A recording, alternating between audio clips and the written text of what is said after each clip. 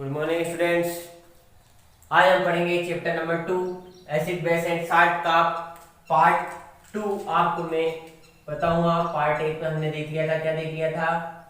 Part 1 में हमने देख लिया था कि acid base, what is acid and base, ठीक है, इसको चेक कैसे करते हैं ये हमने देख लिया था। कुछ जो है हमने उनकी केमिकल रिएक्शन भी देखी थी एसिड और बेस की, है ना। अब कुछ चीजें और बच गई है, वो आज हम देखते हैं एसिड और बेस में क्या केमिकल प्रॉपर्टी होती है उनकी।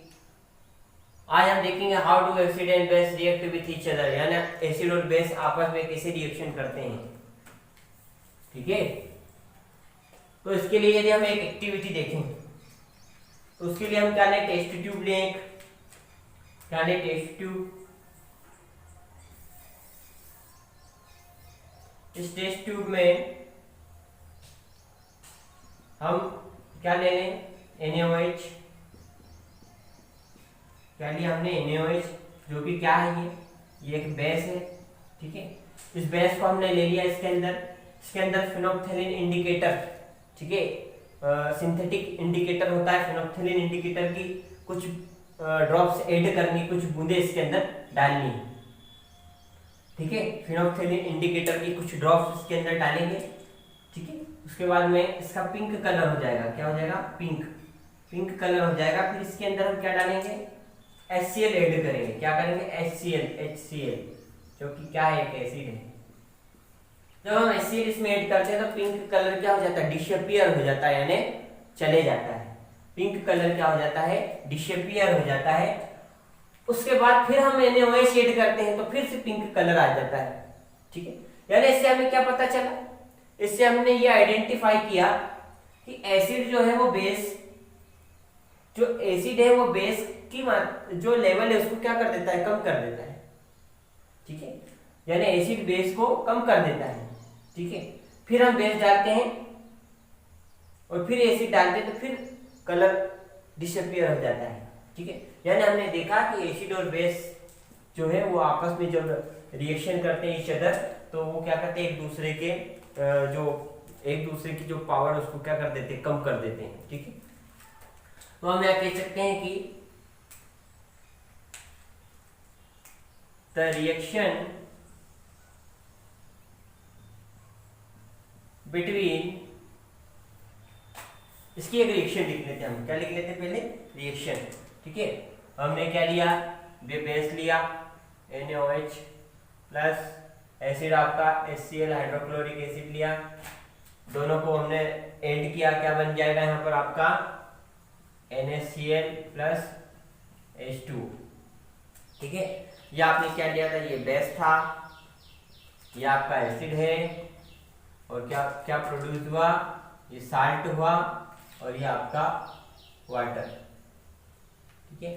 यानी जब एसिड और बेस रिएक्ट ईच अदर, आपस में रिएक्ट करते हैं तो क्या प्रोड्यूस करते हैं? साल्ट एंड वाटर, ठीक है। और ये रिएक्शन क्या कहलाती है? आपकी न्यूट्रलाइजेशन रिएक्शन। क्या बोलते हैं इसको? न्यूट्रलाइजेशन रिएक्शन, ठीक है। यानी हम कह सकते हैं द रिएक्शन बिटवीन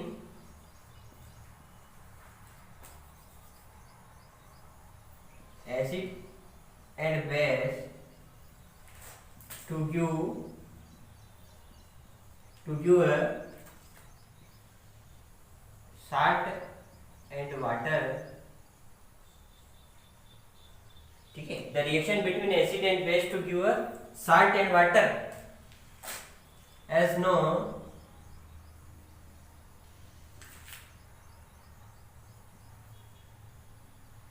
न्यूट्रलाइजेशन, क्या कहेंगे इसको? न्यूट्रलाइजेशन रिएक्शन, ठीक है।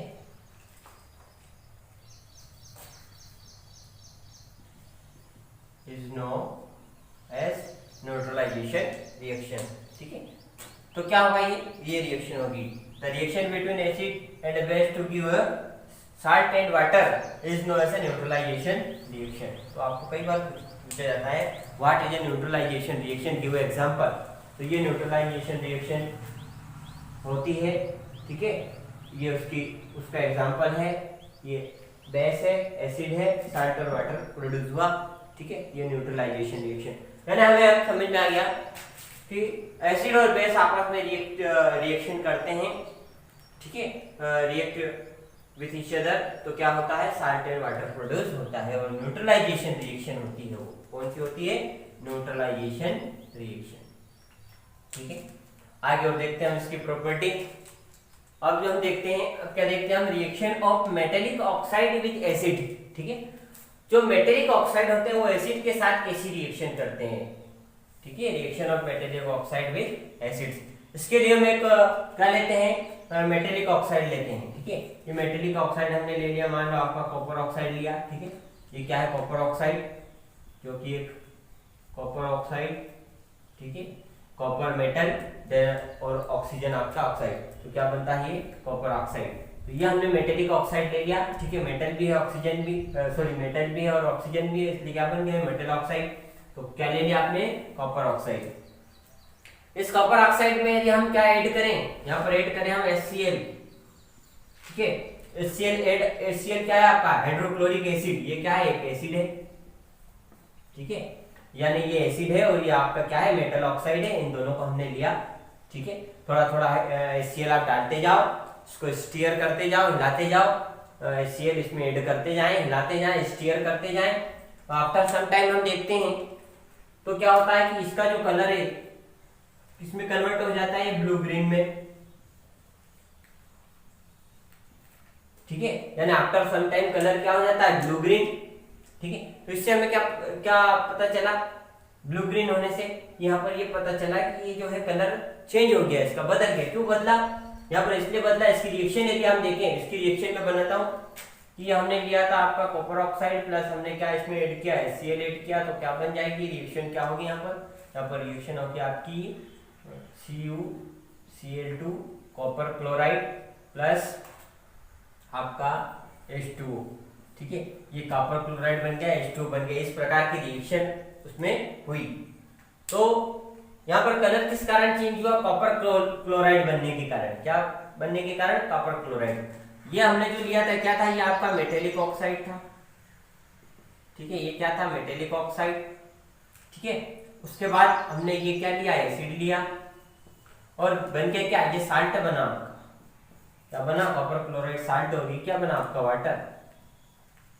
यानी इसको हम ध्यान से देखें तो हमें लगता है कि इसके पहले हमने जब देखा, अभी क्या देखा था, पहले हमने देखा था कि एसिड और बेस रिएक्शन करके क्या बनाते हैं, साल्ट वाटर। तो यहाँ पर भी ऐसे ही हुआ कि मेटेलिक ऑक्साइड और एसिड मिलकर साल्ट और वाटर बना रहे हैं।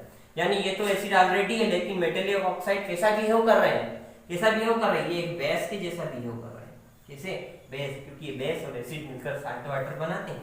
तो ये मेटेलिक ऑक्साइड कैसा बिहेव कर रहे हैं, बेस के जैसा, ठीक है, और बेस के जैसा व्यवहार कर रहे हैं और यहाँ पर क्या बना रहे हैं, साल्ट एंड वाटर बना रहे हैं। तो हम कह सकते हैं कि मेटेलिक ऑक्साइड जो होता है वो कैसा होता है, कौन से नेचर का होता है, बेसिक नेचर का होता है। कैसे, कौन से नेचर का होता है, बेसिक नेचर का। तो मेटेलिक ऑक्साइड कौन से नेचर का होता है, बेसिक नेचर का होता है, ठीक है। आई बात समझ में आपको, ठीक है, कि हमने किसके साथ देखा, reaction of metallic oxide with acids. अब हम देखते हैं क्या देखेंगे आगे, आगे देखेंगे हम reaction of non metallic oxide,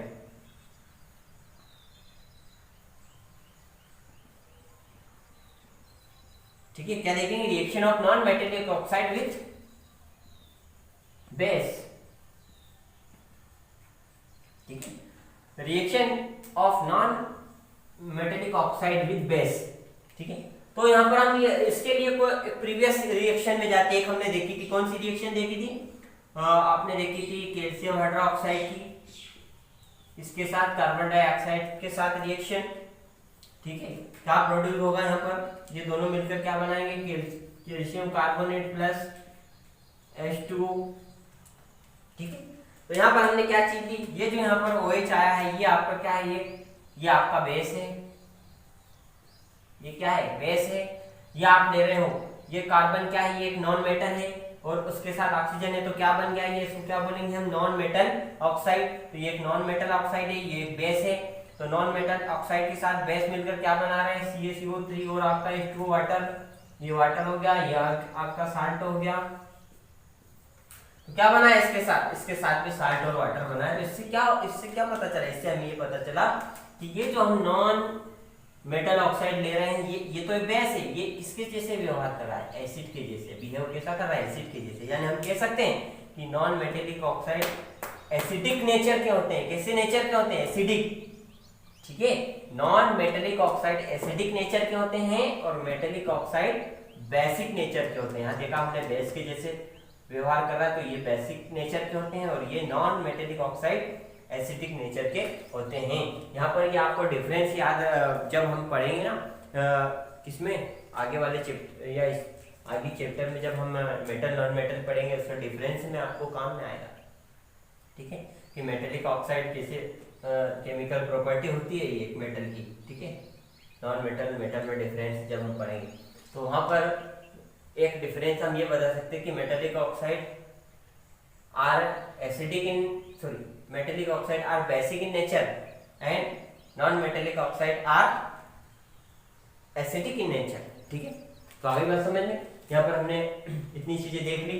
क्या क्या देखी हमने, पहले एसिड बेस की रिएक्शन देखी जिसके अंदर न्यूट्रलाइजेशन रिएक्शन थी। उसके बाद में हमने ये देखा मेटेलिक ऑक्साइड की एसिड के साथ रिएक्शन देखी, नॉन मेटेलिक ऑक्साइड की बेस के साथ रिएक्शन देखी, ठीक है। और हम आगे देखते हैं,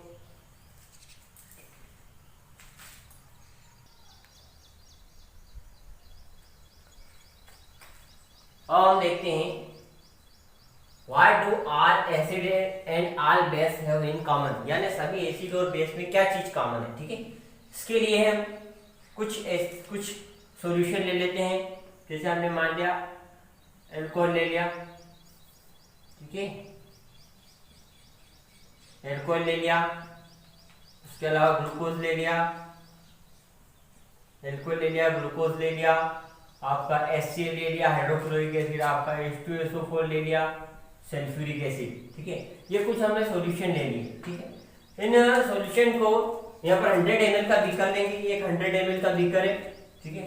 100 ml के बीकर के अंदर हमने क्या ले लिया, कॉर्क ले लिया, उसमें 2 नेल लगा दी और उन नेल को 6 वोल्ट की बैटरी से कनेक्टेड कर दिया और एक बल्ब लिया और एक की स्विच लिया, ठीक है, स्विच की। ये चीजें ले ली। इस प्रकार से हमने इसको कंप्लीट कर लिया।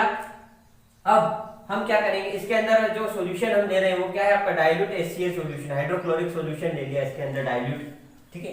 अब हम बारी बारी से 1 by 1 alcohol, glucose, HCl, H2SO4 को उसके अंदर बीकर के अंदर डालेंगे। जब हम उसको डालते हैं 1 by 1 तो हम देखते हैं कि जो बल्ब ग्लो होता है, बल्ब ग्लो कब होगा, सिर्फ जब हम HCl और H2SO4 जब हम डालते हैं तो वो बल्ब क्या होता है, ग्लो होता है। और जब हम ग्लूकोज और अल्कोहल डालते हैं तो बल्ब ग्लो नहीं होता है, यानी वो जलता नहीं है। इससे हमें ये पता चला कि जो एसिड होते हैं, ठीक है, इनके अंदर क्या होता है, H+ आयन प्रोड्यूस होता है। जैसे HCl के अंदर क्या है आपका H+ ion, hydrogen ion produce होता है और इसके अंदर भी H2SO4 के अंदर भी हाइड्रोजन आयन प्रोड्यूस होता है, ठीक है।